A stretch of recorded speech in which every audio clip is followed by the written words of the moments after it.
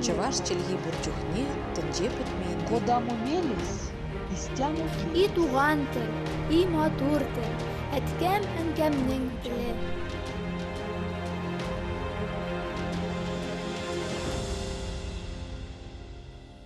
Исәнмесез, сез Татарстан 24 телеканалында туган тел тапшыруын карыйсыз. Сезнең белән Гөлүсә Сыңгатуллина. Бүгінгі тапшу татар музыка сәнгатының үткән юлы, татар мәдәниятінің айрылгысыз өлешен тәшкил иткән җырлар тарихы, әлеге җырларның милли үсешкә йогынтысы һәм халык күңелендәге урыны хакында. Моннан 100 ел элек булган милли музыкаль тормышны күз алып карыйк әле. Татарларда сәхнә музыкасы 20нче гасыр башында гына барлыкка килә. Ул бай халыкчан материалга нигезләнеп, күрше халыклар мәдәнияте йогынтысында формалаша. Мөселман дин әһелләренең каршы булуына да карамастан, халык җырлары концерт залларында, ярминкә һәм кичәләрдә яңгырый башлый.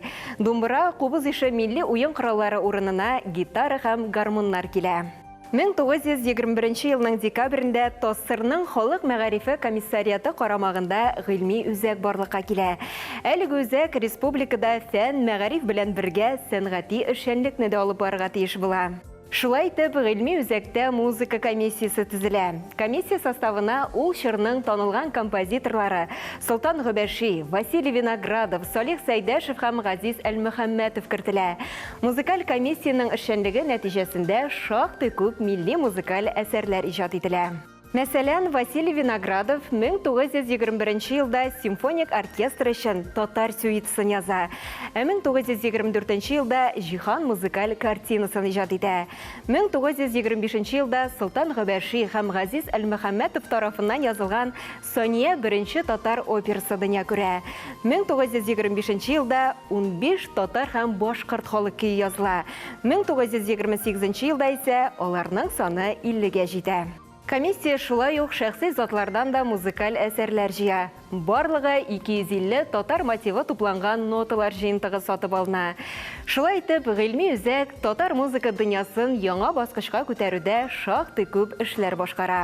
Бу чорда музыкаль тормыш чыннан да бик активлаша. Аңа 1927 елда татар телендә радио тапшырулар чыга башлау.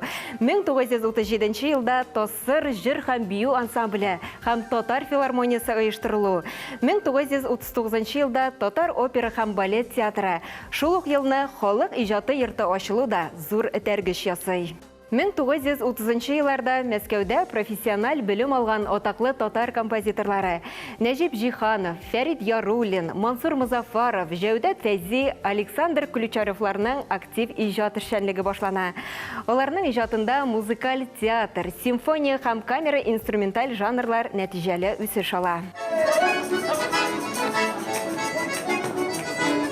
Тәртип радиосы халкыбыз моңнарын, җәүһәрләргә үрелгән җырларны саклауга үзеннән зур өлеш кертә. Кабатланмас моңнар концерт циклы инде берничә ел рәттән өлкән буын тамашачының яшьлек хатирәләрен яңарта. Яшьләребезгә милли тәрбия бирә. Без бит инде һәр вакыт үзебезне халык радиосы дип әйтергә яратабыз. Үткән белән көткән арасына күпер салабыз дибез, име?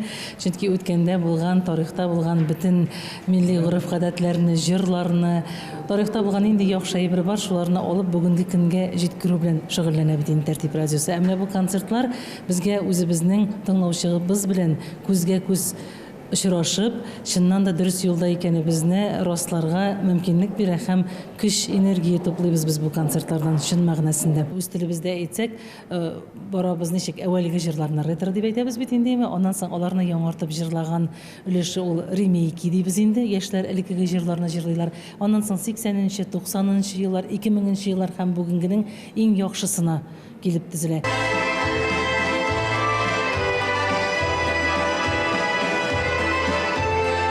Халкыбыз тормышында бик тә күңелле вакыйга.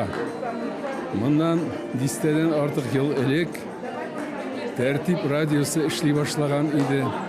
Халкыбыз аны шул кадәр яратты, үз итте.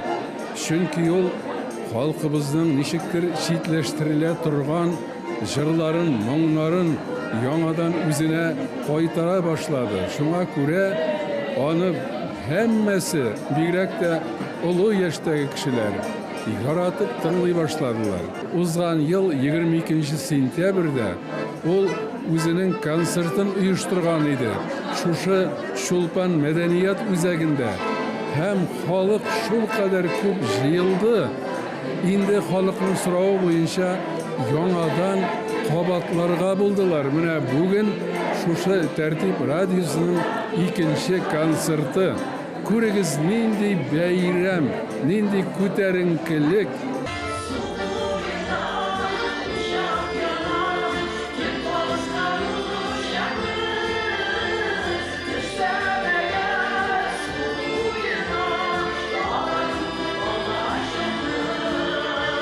Бүгін шыннан да тәртиплі концерт болуға тиіс деп санаймын.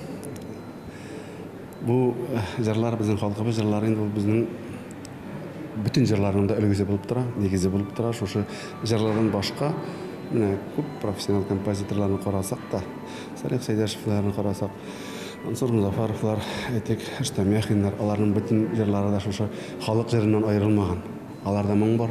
Қазір язған яшьләр композиторлар деп Мұстада алар шушы жырларға таянырға тиіш халық жырларынан айырылып біз қоядыр.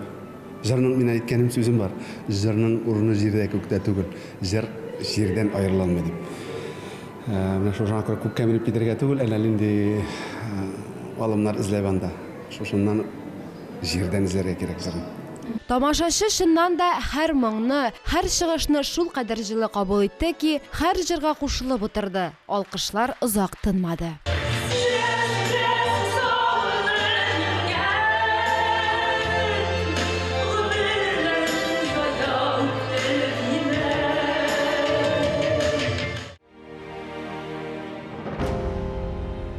Узган гасыр башына кире кайтып, татар эстрадасы, татар профессиональ музыкасы тарихын барлауны дәвам итик. 1905 елга инкыйлабтан соң татар музыкасы берничә юнәлешкә бүленә. Халыкта киң таралган җырларны үзенчә башкарып пластинкалар яздыручылар да була. Шул рәвешле беренче йолдызлар барлыкка килә. Камил Мытыгый, Мәрьям Искәндәрова һәм Нәфисә Позднякова. Моннан тыш оркестрлар җыеп, симфония музыкасы уйнаучылар да була. Алар татар музыкасының Европага йөз тотып үсеш алуына этәргеч бирә. Шул ук вакытта халыкта да җырлар туа. Алар популяр булып китә. Халыктан чыккан авторларның исемнәре әле һаман да онытылмый. Булар барысы да татар музыка тарихының әһәмиятле өлешен тәшкил итә. Чыннан да, татар халкының җыр хәзинәсе таң калырлык бай һәм гаҗәеп терлә. Моң безнең күңелебездә. Илхам Шакиров, Хайдар Бегичев, Рәшид Вахапов, Рафаэль Ильясов, Әлфия Авзалова, Флора Сөләйманова һәм башка бик күп легендар, даһи җырчыларыбыз милли моңнарга тугры калып, горыф-гадәтләргә таянып иҗат иткән шәхесләр. Халкыбызның гасырлар буена тупланган милли хәзинәсен киләчәк буынга тапшыруда күп хезмәт куйганалар. Әлеге исемнәр татар мәдәниятенең алтын фондын тәшкил итәләр. Бүгенге көндә дә аларның һәр кайсы сәнгатебез күгендәге мәңге сөнмәс якты йолдызлар булып балкый. Заман җырчыларының күбесе иҗат юлларын әлеге җырчыларның репертуарларындагы җырлардан, аларның иҗаты белән танышудан башлый.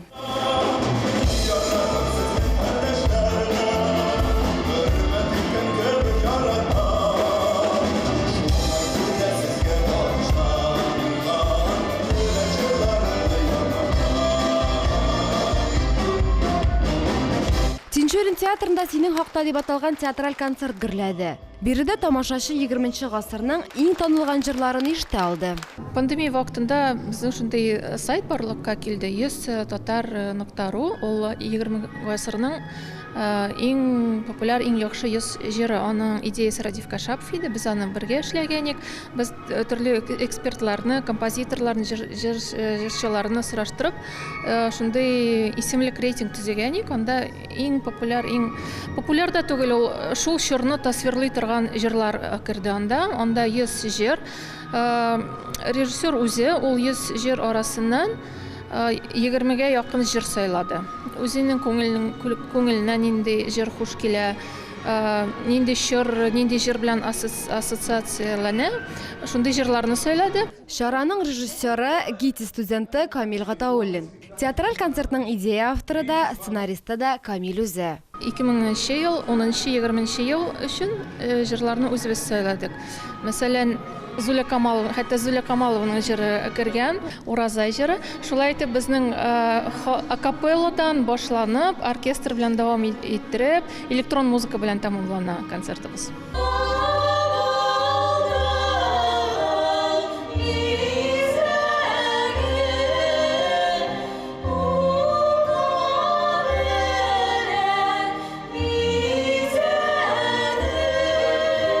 Актерлар составына килгәндә Тинчурин театры уникаль. Биредә җырга моңга сәләтле, хәтта консерватория тамамлаган артистлар да бихисап.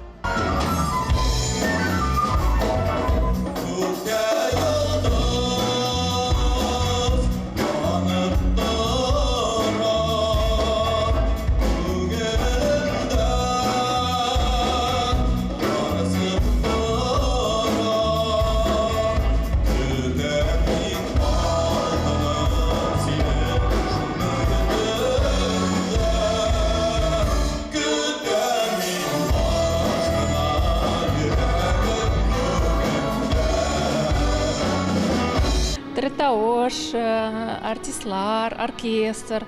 Оркестр без күп сөйлибез, безгә татар җырының сыйфатын күтәрергә кирәк, музыка кирәк.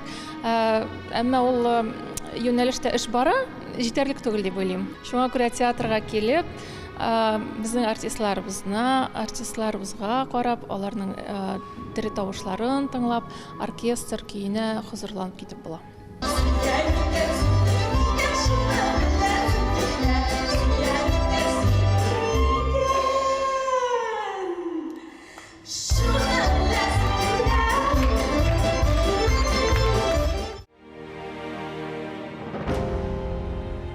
Шунысы қызық, татар халқында бір генә җырда диярлек буш урында тумаган.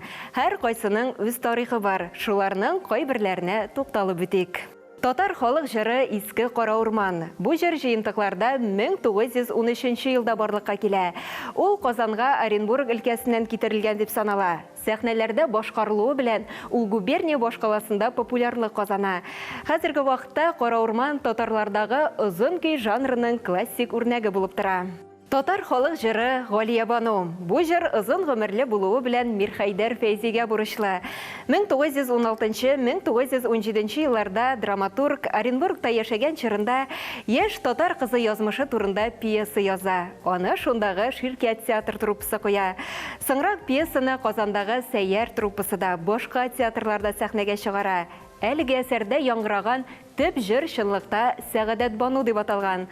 Автор аны Орски өязендәге авылларның берсендә тотып алган була. Соңыннан җырның исеме Галия Бану дип үзгәртелә. Сарман көе. Сарман җырын беренче тапкыр 1938 елда Мәскәүдә опера студиясы концертында Госман Әлмиев башкара. Захит Хабибуллин бу җырга пианинода башкару өчен аранжировка ясый. Җырчы үзе искә алганча, туган ягында бу җырны Әрә дип йөрткәннәр, ә Мәскәүдә яңа исем табыла. Әлмиев җырның сүзләрен дә үзеннән өстәп язып бетерә. Сарман җырының авторы билгеле булуын күпләр хәзергә кадәр белми. Татар халык җыры Рамай. Бу җырның 20дән артык варианты бар, дип яза фольклорчы Илбарис Надыров. Рамай көе 2нче Бөтендөнья сугышыннан соң халыкта киң тарала. Көе ягыннан ул Хәмидә бәйтен хәтерләтә. Җырда сурәтләнгән хәлләр дә фаҗигале бәйтләргә тартым. Кыз бала Рамай атлы егетне ярата, ә егет сугышка, үлем кочагына чыгып китәргә мәҗбүр була. Мондай газаплы аерылулар бөтен ил буйлап кабатлана. Шуңа да җыр яшен тизлегедәй популярлык казана. Татар халык җыры Су буйлап. Зифа Басырова халыкка таныткан тагын бер сугыш турында җыр. Аны Казанга баянчы Рукия Ибраһимова алып кайта. Кама һәм Идел буйлап пароходта гастрольләр вакытында ул бер кызның ниндидер яңа һәм матур җырны җырлавын ишетеп ала. Мәгәен, ул сугышта яраткан кешесен югалткан булгандыр. Ибраһимова шундук баянны кулга алып, бу җырны уйнарга өйрәнә. Сүзләре Чаллы тирәсенә җиткәндәрәк ятланып бетә. Басырова үзе дә аңа яңа сүзләр өсти.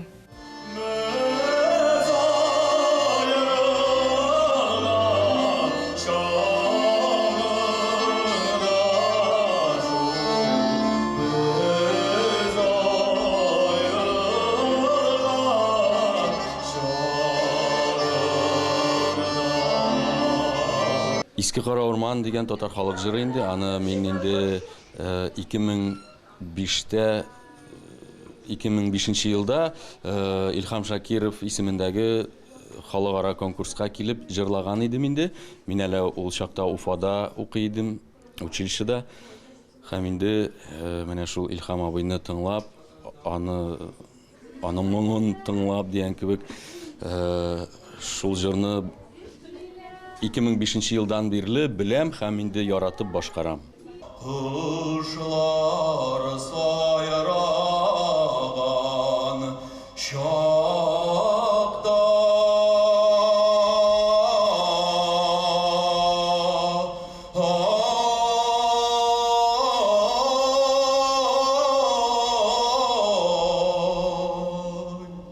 Әлеге костюмым минем Уразай жырына. Уразай жырының тарихы бик кызыклы. Зуля Камалова дигән безнең милләттәшебезне беләбез бит инде, җырчы. Ул Австралиядә яши, шунда иҗат итә.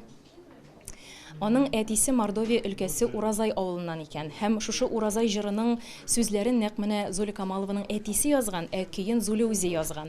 Һәм алар аны Зуля Камалова һәм Мубай бергә башкаралар. Без инде әлеге концертта бу җырны Зөлфәт Закиров белән башкарабыз. Мин Зуля Камалова партиясын, Зөлфәт Мубай партиясын. Башта инде Зуля Камаловадан әлбәттә рөхсәт сорадык. Башта әле рөхсәтен бирмәде. Башта мин башкаручыларны тыңлап карыйсым килә диде. Безнең язмаларны тыңлаганнан соң гына ризалыгын биреп, Аллага тапшырып, менә шушы җырны башкарырга алындык. Инде иң мөһиме тамашачы күңеленә хуш килсен.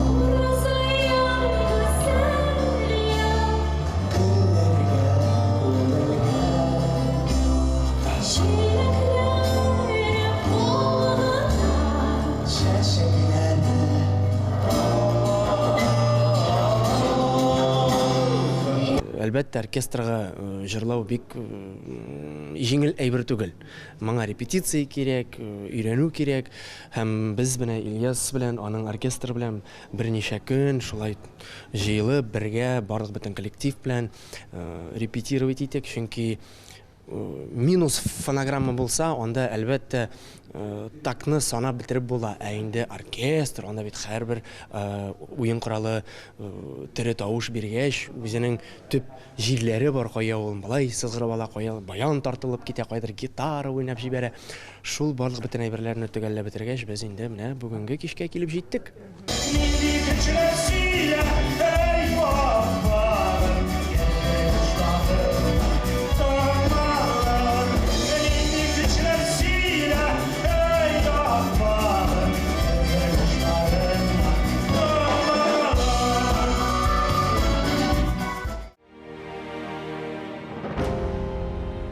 Шушының белән тапшыруыбыз ахырына якынлашты. Без бүген татар музыка сәнгатенең үткән юлы, татар мәдәниятенең аерылгысыз өлешен тәшкил иткән җырлар тарихы, әлеге җырларның милли үсешкә йогынтысы һәм халык күңелендәге урыны хакында сөйләштек. Сез Татарстан 24 телеканалында туган тел тапшыруын карадыгыз. Сезнең белән Гөлүсә Сыңгатуллина булды. Сау булыгыз, киләсе очрашуларга кадәр.